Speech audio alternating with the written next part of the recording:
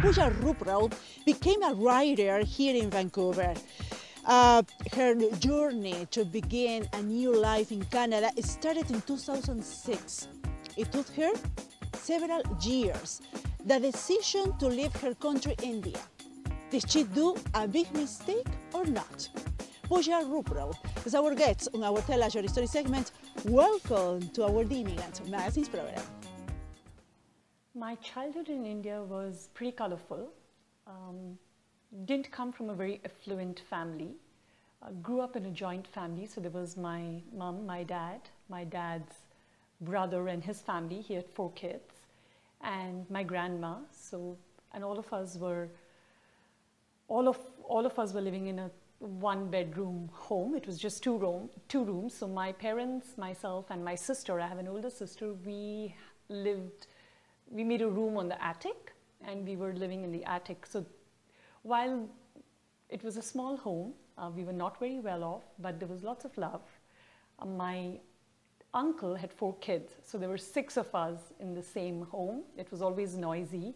My dad's sister lived 4 houses down from us. She had 4 kids, so there were actually 10 of us, and I was the youngest of the 10.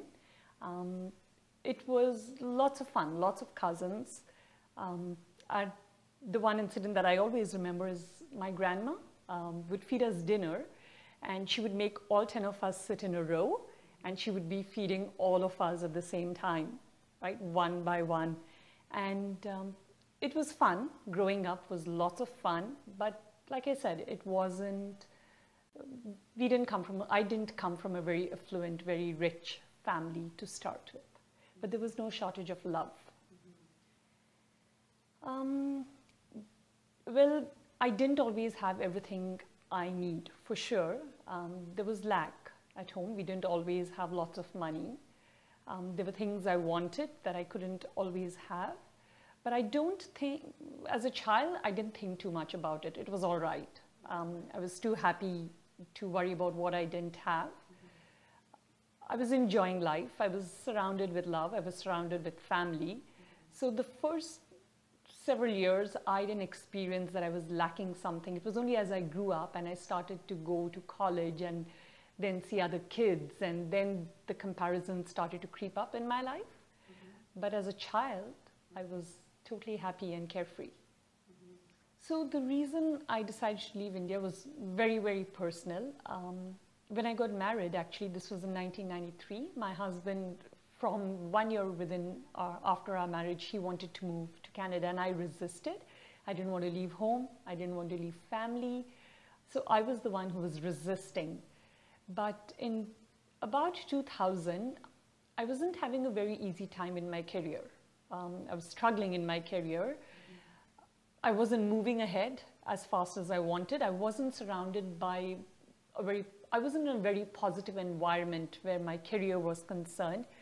And I think it was in that year that I decided I'm going to finally do what my husband always wanted to do. We're going to try and move to another country. But it was only because I was experiencing dissatisfaction and unhappiness at my work and where I was in my career. And that was the reason I decided to move. The move from Canada to India, I can say, from India to Canada, sorry, it's been a period of growth and learning. Obviously, I've been uprooted. It's like living in 2 different planets. India and Canada are poles apart. So when you move from one place to another, you're forced to grow. I have no family here, other than, of course, my husband and my 2 kids. Just the 4 of us came here. So when I came, I had no family. I had no friends. So obviously, I had to grow. I had to learn to become far more independent than I ever was in India, because in India, I had lots of support. I had friends, I had family, I had grown up there, so I knew lots of people. I didn't have that luxury over here. So lots of times when there was loneliness, and obviously I was forced to take care of myself, and that forced me to grow. I always think that I've grown in Canada over the past 10 years. At least, if I was still in India, it would have taken me at least another 25 years to have this kind of growth. So I've learned, I've been reading a lot. I am a voracious reader, so I encouraged myself. There were times of struggle, there were times of fear. Fear played a big role. You're always afraid, right? When you come to a new country, we had no jobs, we didn't have enough money, so didn't know if we could be successful. I was working in management while I was in India, but when I came here, the first job that I was able to get was in a call center with $12. And I was a manager, I was a senior manager in India. So to start your career afresh at that age, when you have so many years of experience behind you, is a challenge. It hurts your ego, right? So you're forced to grow, you're forced to align yourself with the environment. For the first 1 year, every single day, I questioned every day if we had made the right decision. We had a home, we had a family, we had a car, we had maids. We had a pretty luxurious life in India. So moving here, our first home was a studio apartment. 4 of us in this one room, falling all over each other. So we had left our big home to come here. And of course, I didn't have a job, didn't have a car, I didn't have a driver's license. And we moved here in February. It was freezing. I came from a country where I came from a city where the temperature was, if it was 20 degrees, it was considered cold. So I came from a pretty warm climate. And when we landed, the day we landed, I remember it was -3. Didn't own anything like jackets or coats. It was quite a challenge, right? The weather challenged you, the culture challenged you because I was not used to it. I came from an overcrowded city, and here there was so much space. When I would go to work, and it was so quiet, I would almost wonder, the quiet would scare me, the silence would scare me because it was so noisy back in India. So for the first 1 year, I thought at least every single day, why did I come here? And I wish I could go back. I made the biggest mistake of my life. It doesn't matter which part of the world we live in, evil and good exists, right? Some human beings come from a place of negativity, and that's the way they are. So I found good and evil people in India, and I found good and not so good people over here as well. But I think I found many, many people who were willing to help me as well. So the ones who were not willing to help me, I trained myself to ignore them.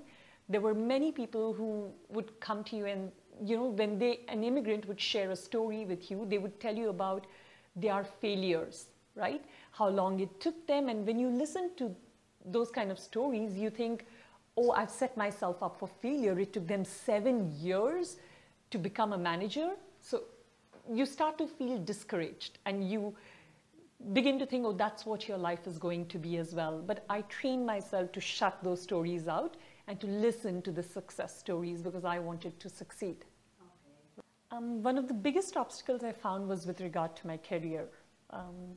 So I would go for interviews, and I would apply for call center executive kind of positions, and the interviewer would look at my resume and say, you're far too experienced.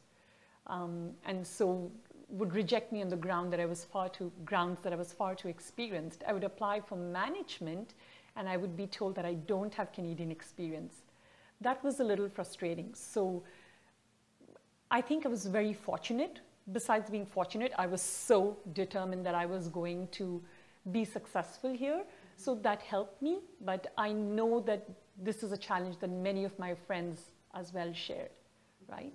That you don't get acknowledged for your experience in a different country when you come to Canada.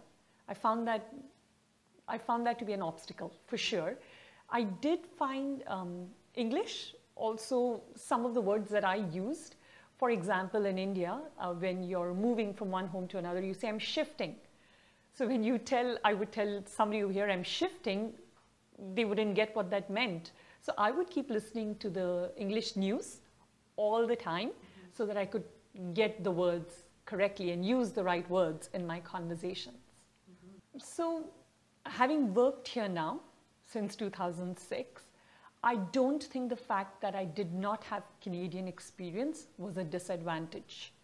From the country where I came, it's far more challenging to do one's job than it is over here, just because of the culture, the competition.